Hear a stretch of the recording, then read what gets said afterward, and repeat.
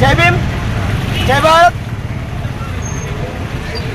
ఈరోజు మన మాచర్ల పట్టణంలో మహాత్మా జ్యోతిరావు పూలే వర్ధంతిని ఘనంగా బహుజన సమాజ్ పార్టీ ఆధ్వర్యంలో చేసుకోవడం జరిగింది. ఒకసారి మిత్రులారా గమనించినట్లయితే ఈరోజు ఎవరికి స్వతంత్రం వచ్చింది, ఏ కులాలు అభివృద్ధి చెందినాయి? ఈ 78 సంవత్సరాల భారతదేశంలో, ఈ స్వతంత్ర భారతదేశంలో ఇంకా 198% ఎందుకు పేదవాళ్ళు ఉన్నారని చెప్పేసి ఒకసారి మనం గమనించినట్లయితే ఈ కేవలం స్వతంత్రం వచ్చేసి 2 కులాలకు వచ్చాయని చెప్పేసి మీకు ఈ మీడియా ద్వారా తెలియపరచుకుంటున్నాను. ఇంకా ఎందుకు 98% ఉన్నటువంటి బహుజన కులాలు ఇంకా ఎందుకు నిరుపేదలో ఉన్నాయని చెప్పేసి ఒకసారి మనం గమనించినట్లయితే కేవలం ఓటు చైతన్యవంతం, అలాగనే భారత రాజ్యాంగం పైన అవగాహన లేకపోవడం, అలాగనే మన కోసం ఎవరైతే ప్రాణం పెట్టి ఉన్నారో మహాత్మా జ్యోతిరావు పూలే మొదలుకొని బాబాసాహెబ్ అంబేద్కర్ వరకు వాళ్ళు చేసినటువంటి త్యాగాన్ని మనం మర్చిపోవడమేనని చెప్పేసి, ఈ మర్చిపోవడం ద్వారానే అని చెప్పేసి మీకు తెలియపరుచుకుంటాను. ఒకసారి గమనించండి, మాచర్ల పట్టణ ప్రాంతంలో ఏం జరుగుతుంది, ఈ నియోజకవర్గంలో ఏం జరుగుతుంది ఒకసారి గమనించినట్లయితే గత ఎమ్మెల్యే అక్రమంగా ఎన్నో 100 ఎకరాలను కబ్జా చేసి, అలాగనే ఎన్నో అక్రమ ల్యాండ్ మాఫింగ్ చేసేసినారని చెప్పేసి తెలియపరిచి ఈరోజు కనీసం ఒక్క చంటు భూమిని కూడా మళ్ళీ తిరిగి తీసుకురానటువంటి ఈ పాలక పక్షాలు ఎవరి కోసం పనిచేస్తున్నారని గమనిస్తే ఆ రోజు గొంతెత్తి చాటినటువంటి ఈ రాజకీయ నాయకులు ఈ రోజు ఎందుకు ఇంకా మర్చిపోయారు, నిద్రపోతున్నారని చెప్పేసి ఒకసారి జ్ఞాపకం చేసుకోండి. అలాగనే ఈ మాచర్ల పట్టణ చుట్టుపక్కల ప్రాంతాల్లో ఎన్నో కుటుంబాలు ఈ మాచర్ల ప్రాంతం నుంచి వలస వెళ్ళిపోయాయి. ఎందుకోసం వెళ్ళిపోయాయి? ఓన్లీ బహుజన కులాలే వెళ్ళిపోయాయి. ఎందుకోసం వెళ్ళిపోయాయి ఒకసారి గమనించండి. ఇప్పుడున్న అధికారులందరూ కూడా ఒక్కసారి దృష్టి పెట్టండి. ఈ బహుజన కులాలకి ఎందుకు ఇంత శాపం, ఈ బహుజన కుల వర్గాలకి ఎందుకు ఇంత దౌర్భాగ్య స్థితి అని చెప్పేసి గమనించినట్లయితే కేవలం ఈ 2 రాజకీయ పార్టీలు ఒకటేనని, ఈ 2 రాజకీయ పార్టీలు నాయకులు ఒకటేనని, ఈ 2 రాజకీయ పార్టీలు చేస్తున్నటువంటి దుర్మార్గం ఒకటేనని చెప్పేసి గమనించినట్లయితే ఈరోజు వలస వెళ్ళినటువంటి మన కుటుంబాలు కానీ, ఈరోజు ఏ ఉపాధి లేనటువంటి మన బహుజన కుటుంబాలు కానీ ఈరోజు ఒకసారి మనం జ్ఞాపకం చేసుకున్నట్లయితే ఎందుకు మనం ఇంత దుర్పరిస్థితిలో బతుకున్నాము, ఇంత దౌర్భాగ్య స్థితిలో బతుకున్నామంటే కేవలం మనం ఓటు చైతన్యవంతం లేకపోతే ఆ రోజు ఓట్ల పండుగని వాళ్ళు నోట్ల పండుగలా చూసి మైమరిపించేసి మనల్ని దోచుకునేటువంటి పరిస్థితి అని చెప్పేసి తెలియపరుస్తున్నాను.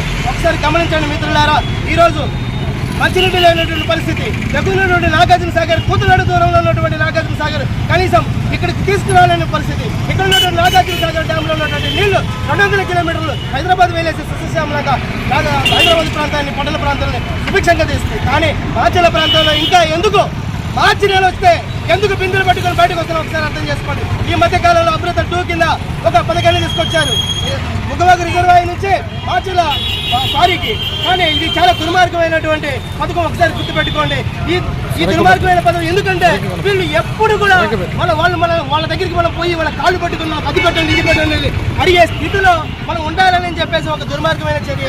లేకపోతే పక్కనే ఉన్నటువంటి అలుపు ప్రాంతంలో రిజర్వాయర్లో బ్యాక్ వాటర్ ఉంటే ఎప్పుడు కూడా డెడ్ స్టోరేజ్లో కూడా 215 టీఎంసీ నీళ్లు ఉంటాయి. కానీ ఇక్కడ కేవలం వర్షాధారితమైనటువంటి ఆధారంగా ఉన్నటువంటి ఈ ముగ్గవాగు రిజర్వాయర్లో 3 టీఎంసీ కెపాసిటీ ఉన్నటువంటి నీటిని ఎందుకు మళ్ళీ దీనిపైన ఎందుకు పథకం పెట్టాలని చెప్పేసి ఆలోచిస్తున్నారు ఈ దుర్మార్గమైన రాజకీయ నాయకులు. ఒకసారి గుర్తుపెట్టుకోండి బహుజన మిత్రులారా, ప్రతి ఒక్కరు కూడా ప్రశ్నించకపోతే, మీకు జరిగినటువంటి అన్యాయాన్ని ప్రజలు బయటకు వచ్చి మీరు తెలపకపోతే ఎవరు కూడా మిమ్మల్ని పట్టించుకోలేదని చెప్పేసి గుర్తుపెట్టుకోండి. బాబాసాహెబ్ అంబేద్కర్ మీకు చట్టాన్ని ఇచ్చాడు, బాబాసాహెబ్ అంబేద్కర్ మీకు ఒక గౌరవాన్ని ఇచ్చాడు. బాబాసాహెబ్ అంబేద్కర్ ఈ రోజు మిమ్మల్ని బయట నిలబెట్టి తలెత్తు తిరిగేటువంటి పరిస్థితులు తీసుకొచ్చారు. కానీ ఈ చట్టాలు ఎవరి కోసం కోసం పనిచేస్తున్నాయి. కానీ ఈ రోజు ఎందుకు ఈ బహుజన కులాలు తల వంచుకొని బ్రతుకుతున్నాయి? ఈ బహుజన కులాలు ఇప్పటికి కూడా ఎందుకు భయపడి బ్రతుకుతున్నాయి? ఒకసారి గమనించినట్లయితే కేవలం కూడా ఈ అధికారైనటువంటి ఈ దాహంతో మనల్ని కొనుక్కొని ఒక గొర్రెల్లాగా ఒక పశువులాగా కొనుక్కొని మనల్ని ఈ రోజు ఈ దౌర్భాగ్యమైన స్థితికి తీసుకొచ్చారని చెప్పేసి జ్ఞాపకం చేసుకోండి. అలాగే ఈ పట్టణ ప్రాంతాల్లో కానీ ఈ చుట్టుపక్కల ప్రాంతాల్లో కానీ ఎలక్షన్ అయిపోయిన తర్వాత ఏ కుటుంబాలు బయటకు వెళ్ళినాయి? బహుజన కుటుంబాలు ఎందుకు బయటకు వెళ్ళాయి? ఎందుకు ఈ రెండు సామాజిక వర్గాలు గడ్డి కమ్మ సామాజిక వర్గాలు ఎందుకు బయటకు వెళ్ళలేదు? ఎందుకు అత్యధిక శాతంగా ఈ బహుజన కులాలు ఎందుకు బయటకు పోయినా ఒకసారి గమనించినట్లయితే ఇది కేవలం దుర్మార్గమైన చర్య. బహుజనుల కోసం వీళ్ళు చేస్తున్నటువంటి ఈ దుర్మార్గమైన ఈ రెండు రాజకీయ పార్టీలు ఒకటే గుర్తుపెట్టుకోవడం మిత్రులారా. ఈ రెండు రాజకీయ పార్టీలు ఒకటి కాకపోతే కబ్జా గురైనటువంటి భూములు ఎందుకు తీసుకురాలేదు? కబ్జా గురైన అంటే దోచుకున్నటువంటి ధనాన్ని ఎందుకు తీసుకురాలేదు? ఈ ధనాన్ని ఎందుకు ప్రజలకు ఇవ్వలేదు?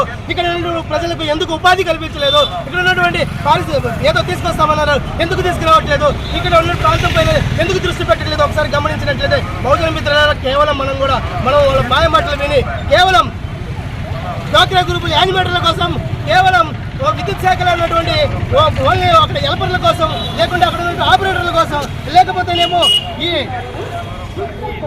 ఇక్కడ ఉన్నటువంటి చిన్న చిన్న ఉపాధి, చిన్న పథకాల కోసం, చిన్న ఉపాధి ఈ రంగాల్లో ఉండటమే తప్ప శాశ్వత పరిష్కారం ఎక్కడుందని చెప్పేసి ఒకసారి గమనించినట్లయితే మీరు పనిచేస్తుంది దీనికోసమా, ఈ రేషన్ డీలర్ల కోసమా, లేకుంటే ఈ ఉపాధి హామీ మేట్ల కోసమా అని చెప్పేసి ఒకసారి జ్ఞాపకం చేసుకోండి. శాశ్వత పరిష్కారం కావాలి. మార్చిల ప్రాంతం ఖచ్చితంగా అభివృద్ధి చెందే విషయంలో ఈ పాలకులు దృష్టి పెట్టాలి. ఎవరైతే ఉన్నారో ఇక్కడ గెలిచినటువంటి ఎంపీ కానీ, ఇక్కడ ఉన్నటువంటి ఎమ్మెల్యే కానీ ఈ స్థానిక ఉన్నటువంటి ఈ భూములన్నింటినీ కూడా మొత్తం రీసర్వే చేయించేసి ఈ భూములు వెనక్కి తీసుకొచ్చేసి అవసరమైతే ఇక్కడ పరిశ్రమలు పెడతారా, లేకపోతే పేద ప్రజలకు అమ్ముతారా అని చెప్పేసి, పేద ప్రజలకు ఇస్తారా అని చెప్పేసి మేము ఈ మీడియా ద్వారా తెలియపరచుకున్నాను. ఒకసారి గుర్తుపెట్టుకుని మిత్రులారా, ఈ బాచల పట్టణ ప్రాంతంలో ఇంకా ఎందుకు ఈ వెనుకబాటుతనం, ఎందుకు ఇది అంటే ఒక్కసారి గుర్తుపెట్టుకుంటే మనందరం కూడా ఈ బహుజన ఉద్యమాన్ని అంటే మహనీయులను మర్చిపోయినామని, ఈ బాబాసాహెబ్ అంబేద్కర్ చెప్పినటువంటి విధానాన్ని మనం మర్చిపోయినామని చెప్పేసి ఒకసారి జ్ఞాపకం చేస్తూ ఖచ్చితంగా బహుజనులకు ఎక్కడైనా కానీ అన్యాయం జరిగితే బహుజన సమాజ్ పార్టీ ఉందని